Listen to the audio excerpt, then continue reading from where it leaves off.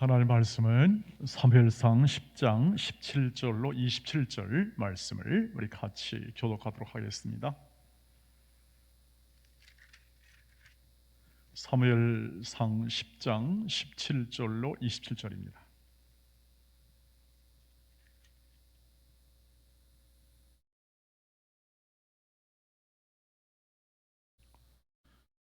같이 교독하도록 하겠습니다. 사무엘이 백성을 미스바로 불러 여호와 앞에 모으고 이스라엘 자손에게 이르되 이스라엘 하나님 여호와께서 이같이 말씀하시기를 내가 이스라엘을 애굽에서 인도하여 내고 너희를 애굽인의 손과 너희를 압제하는 모든 나라의 손에서 건져내었느니라 하셨거늘 너희는 너희를 모든 재난과 고통 중에서 친히 구원하여 내신 너희 하나님을 오늘 버리고 이르기를 우리 위에 왕을 세우라 하는도다.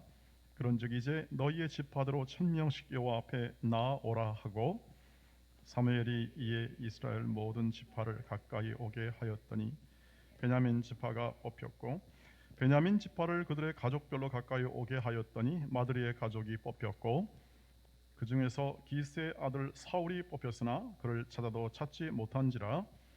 그러므로 그들이 또 여호와께 묻되 그 사람이 여기 왔나이까?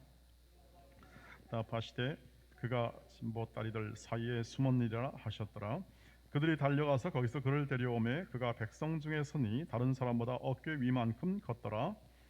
사무엘이 모든 백성에게 이르되 너희는 여호와께서 택하신 자를 보느냐?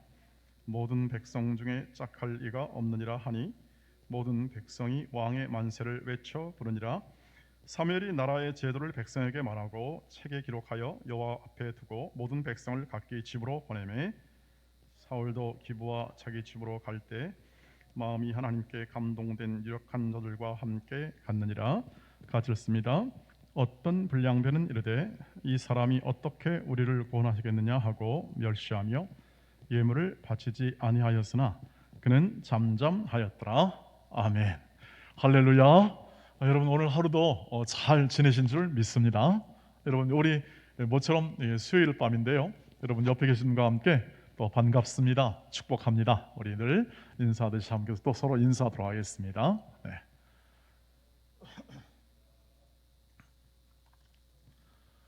네, 우리 아마 또 온라인으로도 아마 이렇게 또 한 보통은 아마 10에서 20 또 접속이 이루어지는 거 보면 이렇게 또 함께 참여해서 함께 예배를 다른 곳에서 드리고 있음도 또 이렇게 한번 상기해 봅니다.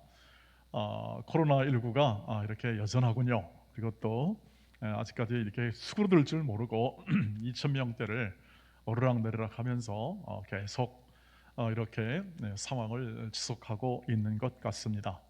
근데 점점 이제 백신도 맞아 가고 또 여기 계신 분들은 거의 아마 2차까지 이제 거의 접종이 완료되고 저도 이제 오늘 어제까지 딱 이제 2차 접종 끝나고 이렇게 다 항체가 아마 형성이 되지 않겠는가요? 14일 지났으니까요.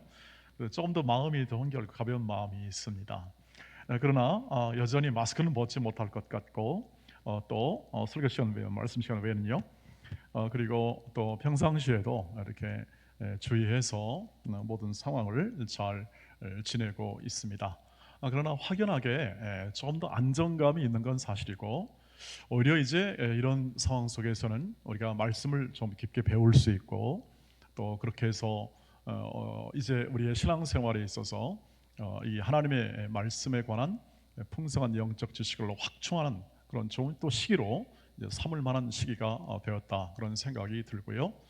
아마 지금 발표를 하고 있습니다만 10월 또 지나고 한 11월 정도 되면은 이제 코로나와 함께하는 그러한 일상의 삶을 아마 시도하지 않겠는가 그런 생각이 됩니다. 그래서 올해 말까지 이렇게 포함해서 잘 진행되도록 그렇게 기도하고 매주 수요일마다 이렇게 오늘 이 사무엘서를 강의하게 된 그 배경은 하나님 나라 즉 하나님이 행하심과 하나님이 어떻게 일하시고 하나님이 어떻게 자신의 약속을 이루어 가시는가를 이 사무엘서 상을 통해서 한번 우리 성도님과 함께 나눠보고 싶은 마음이 들었기 때문에 그렇습니다. 여전히 우리는 잘 하나님의 행하심을 이렇게 깨우쳐 가고 있으나 많은 부분에서 이 코로나19 하나만 보더라도 다 우리가 아직까지는 다 알 수가 없지 않습니까? 그래서 우리가 이미 한 500년 전 이 시대부터 시작하여 역사가 진행되고 지금 이 시대는 한 1100년 정도의 전인, 그러니까 지금부터 한 3000년 전에 있는 이 사건과 또 이 기록인데요. 이것은 우리에게 굉장한 일들을 전해주고 있죠. 여러분 생각해 보시길 바랍니다. 이 사무엘서라는 이 기록이, 역사의 기록이 지금부터 3100년이 넘는 전인데, 그때는 우리나라의 역사는 아예 없었습니다. 아예 없었고 우리나라는 감히 이렇게 얘기할 수 있는 그런 상황이 아닌 상황인데, 이미 이런 기록이 있고 또 이것 기록을 말씀으로 이렇게 우리에게 전해준다는 것은 굉장한 은혜라고 생각합니다. 하나님이 주신 은혜이기 때문에 우리가 이 말씀을 작은 시간이지만 함께 나누면서 오늘 우리가 살아가는 이 우리를 위한 말씀이니까요. 이 말씀은 우리를 위한 말씀이거든요. 그래서 우리를 위하여 어떻게 이 말씀은 역사하는가, 하나님은 일하시는가를 우리가 확인해 보고자 합니다.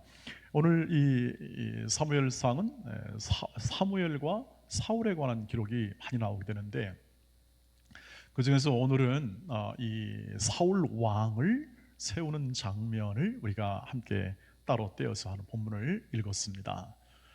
이제 백성들이 왕을 요구했다고 했습니다. 그것은 지난 시간에 이렇게 말씀드렸습니다. 하나님을 버린 일이다.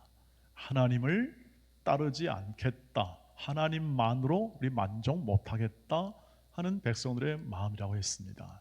그런데 하나님이 허용하셨습니다. 왜 허용했냐?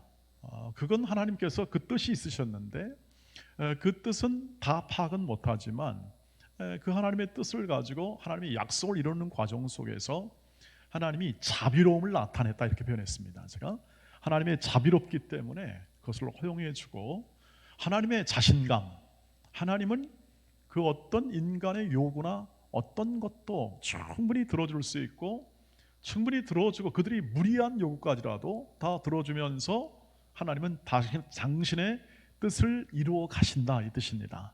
하나님의 뜻을 이루어 가십니다.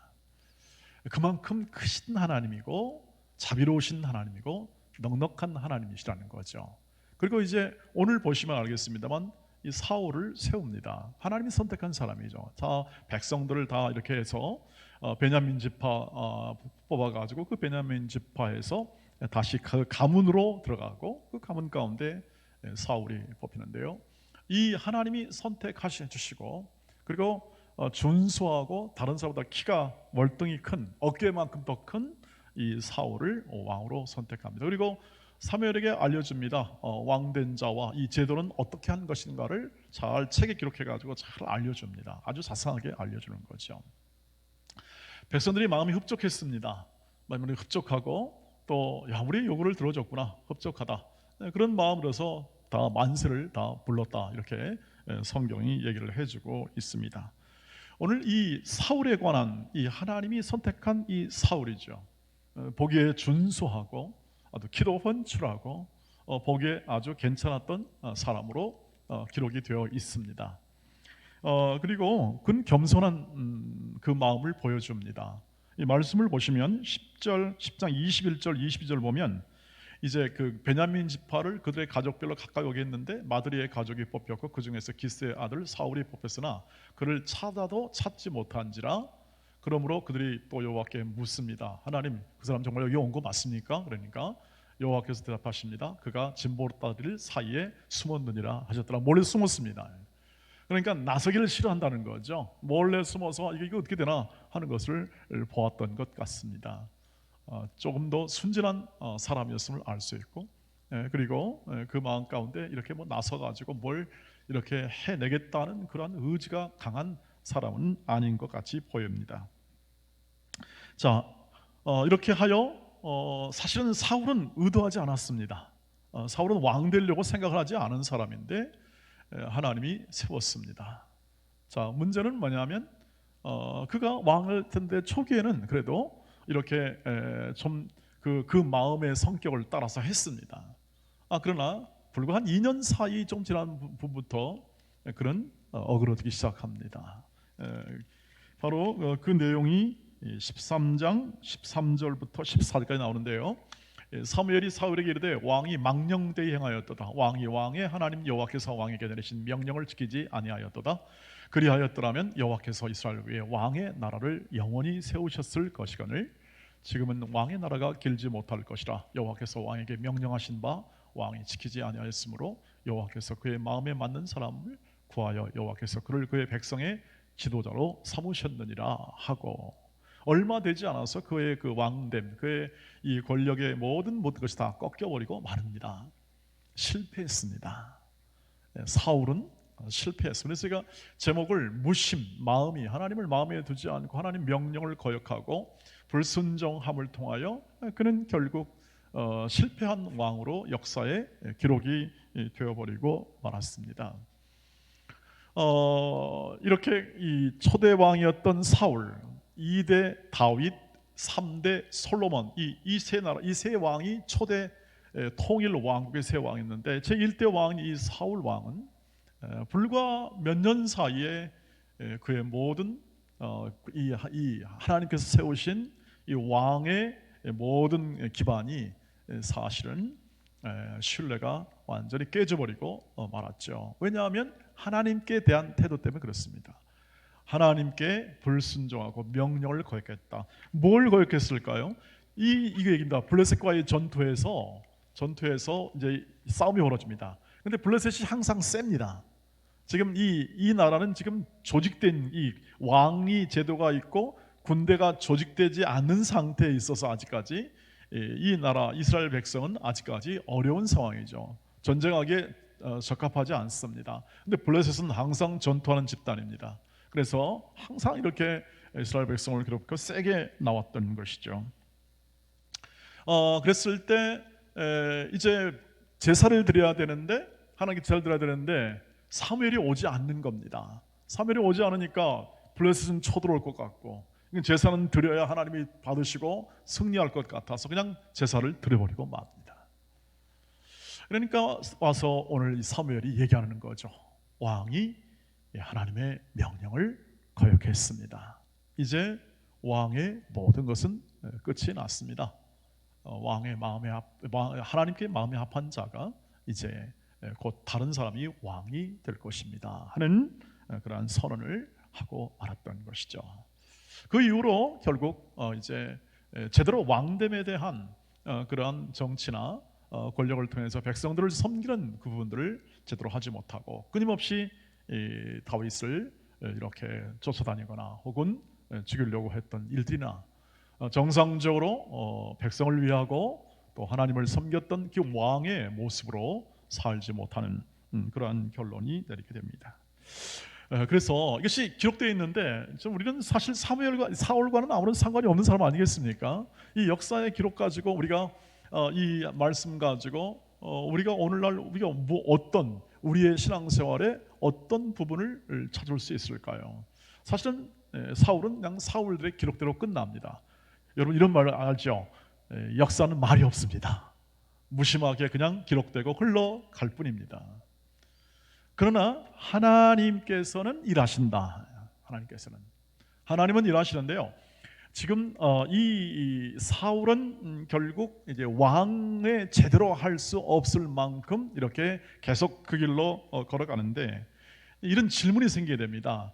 하나님, 그러면 왜 하나님께서 이렇게 실패할 왕을 세우셨습니까? 하나님은 다 아시지 않습니까? 우리는 이제 영적 질문을 하게 되는 겁니다. 하나님, 왜 하나님은 이런 실패할 왕을 세우셨나요? 차라리 안 세우면 어떻겠습니까? 하나님이 세웠지 않습니까? 하나님이 세우셨는데 아예 실패할 왕을 세우지 말고 실패하지 않을 왕을 세워서 하나님의 약속의 그것을 그냥 그대로 잘 자비롭게 행하시면 어떻겠습니까? 하는 그 생각, 그런 질문을 할 수 있는 것이죠. 차라리 사울을 먼저 세우지 말고 하나님 다윗을 그냥 먼저 세워가지고 그냥 이렇게 잘 성공하면 어떻겠습니까? 하는 그런 질문을 할 수 있다는 것이죠. 여러분 여기에 대한 성경의 대답은 뭐냐면 네 뜻대로가 아니고 내 뜻대로다 이겁니다. 항상 너희들은 내 생각을 모른다. 너희들의 생각과 너희의 모든 예측은 내 생각과 내 모든 미래 계획을 따라잡지 못한다 하는 것을 알려주는 것이죠. 그러니까 사람들이 가지고 있는 모든 이스라엘 백성들이 하나님을 섬기지만 하나님의 뜻과 하나님의 이 일하심의 모든 과정을 다 모릅니다. 다 모릅니다. 예나 지금이나 모르죠. 모르는데 우리는 질문을 합니다. 왜 이렇게 하지 않으셨나요? 이와 같습니다. 하나님 왜 제가 이렇게 실수할 줄 아시는데 왜 실수를 막지 않으시는가요? 제 실패를 왜 하나님 막지 않으시는가요? 하나님 제 고난을 왜 막지 않으시죠? 하나님 다 아시지 않습니까? 하나님이 저를 인도하시는 분이신데 왜 좀 막아서지 않고 이것을 제가 어려움을 겪게 하시거나 혹은 또 실패하게 만드십니까? 혹은 실수하게 만드십니까? 하는 질문과 아주 똑같은 것이죠. 하나님은 내 뜻대로 한다. 너희는 다 이해하지 못한다. 너희는 내 생각과 내 모든 일함과 내가 너희들을 인도하는 모든, 그리고 또 너희뿐 아니라 이 나라와 열방을 인도하는 모든 계획을 너희는 잘 헤아릴 수 없을 것이다. 다만 뭐랍니까? 하나님은 흔들어 보기도 하시고 하나님은 실수를 허용하기도 하시고 각각 모든 상황과 여건 속에 하나님의 뜻을 따라 각 사람을 하나님의 자녀로 세워내시고 하나님이 약속한 그 약속을 이루시고 계신다 하는 것은 분명하게 얘기를 해줍니다. 하나님이 행하심에 대한 분명한 얘기를 해주는 것입니다. 그 증거가 뭐냐면 지금 이제 이 사울은 실패한 왕으로 계속 이게 살아갑니다. 그러면서 누가 길러지냐면 다윗이 길러집니다. 다윗이 거기 그러면서 그러니까 이 사울은 실패했습니다. 그런데 다윗은 성공했죠. 하나님의 마음에 합한 자로 기록이 되니까 성공했습니다. 그러니까 실패와 성공이 동시에 하나님의 인도하심 속에 좀 들어있는 겁니다. 우리는 실패와 성공을 이렇게 다 구분해내지는 못합니다. 다 끝나봐야 알죠. 여러분 실패했다는 걸 어디가 압니까? 또 뒤집을 수도 있는데요. 우리 인생도 마찬가지죠. 뒤집을 수 있는데요. 우리는 실패한 어떤 감정, 실패한 그 마음을 가지고 살아가기도 하고 어떤 성공했다고 하기도 합니다. 이 두 개를 다 이렇게 마음에 담기가 어렵습니다. 마찬가지로 우리가 사랑과 공의를 다 담기가 어렵습니다. 사랑하면 사랑이지 무슨 공이면 공이냐. 근데 우리는 그것을 다 함께 담을 수가 없어서 사랑할 때는 사랑하고 공의할 때는 공의 이런 식으로 그냥 행하기 마련입니다. 그 길로 갈 수밖에 없는 겁니다. 근데 하나님께서는 워낙 크시기 때문에 하나님의 사랑은 생각도 크시고 워낙 크시기 때문에 지금 이 다윗을 예비해 놓으시고 이미 사울을 실패하는 자리 속에서 하나님은 이 사울을 데리고 지금 일을 하십니다. 어떤 일을 하십니까? 불순종, 하나님의 뜻대로 행하지 않고 불순종하면 어떤 결말을 맞는지에 대해서 그대로 보여주지 않습니까? 사울의 모든 과정, 자신의 정치적 입지라든지 그리고 권력에 대한 보호 위해서 끝까지 정적을 제거하려고 하고 하나님을 보지 못하는 겁니다. 그래서 무심한 왕이죠. 하나님을 보지 못하는, 세상의 문제나 그리고 어려움이 계속 닥쳐올 때 하나님을 바라보지 못하고 하나님 말씀에 순종하는 것보다 이 문제를 덮고 문제를 해결하기에 급급한 내 뜻대로 삶을 사니까 어떻습니까? 끝까지 불안한 겁니다. 다 해결할 수도 없고. 그래서 우리는 하나님이 계속 지금은 이 사울은 실패 과정을 겪게 하나님이 허용하시지만 이 다윗을 예비함을 통해서 지금 하나님의 나라, 약속한 하나님의 견고한 이 나라를 위한 하나님의 일은 계속해 나가고 있다는 뜻입니다. 이런 안목이 생기게 되면 우리는 이 지금 우리가 바라보지 이 성경을 보듯이 그런 안목 속에 하나님의 일하심을 더 우리가 더 잘 알 수 있습니다. 더 잘 알아간다는 뜻입니다. 하나님께서는 지금 내가 지금 겪는 고난도 알고 계시지만 내가 겪는 고난 이후에 하나님께서 내게 주실 은혜도 예비하고 계시겠구나 하는 이런 전체적인 시각을 가지고 하나님의 일하심을 바라볼 수가 있는 것이죠. 왜 그렇게 모르는가? 왜 이렇게 우리는 잘 이해할 수 없는가? 하나님이 크신 하나님이기도 하지만 하나님이 일하시는 방법이 은혜의 방법이기 때문에 그렇습니다. 은혜의 방법. 하나님이 은혜로 하십니다. 즉 우리의 자격과 우리의 능력으로 일하시는 것이 아니라 하나님은 당신의 뜻대로 일한다는 게 은혜라는 뜻입니다. 우리가 부족해도 괜찮습니다. 우리가 때로는 불순종해도 하나님이 허용하십니다. 그리고 이 백성들처럼 왕됨을 요구하고 하나님을 버리기까지 해도 허용해 주십니다. 대단하시죠? 대단하십니다. 그러나 그들 뜻대로 되지 않습니다. 오늘 성경은 그걸 보여주는 거죠.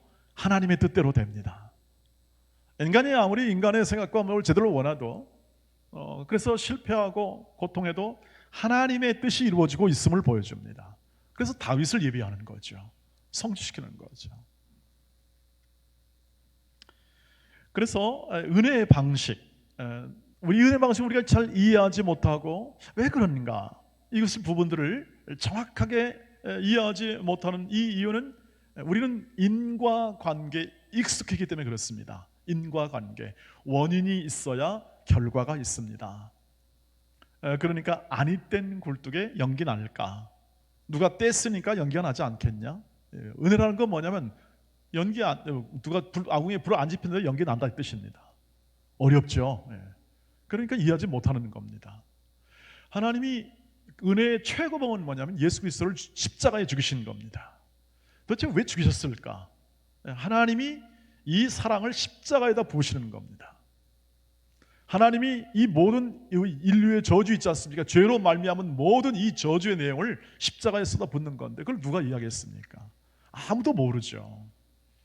주님 얼마나 외로우셨을까? 아무도 모르는데 그런데 주님만이 하실 수 있습니다. 주님만이. 왜냐하면 주님은 그만큼 그 모든 사망과 권세를 깰 만한 사랑과 권능과 자비와 긍휼이 풍성하기 때문에 그렇습니다.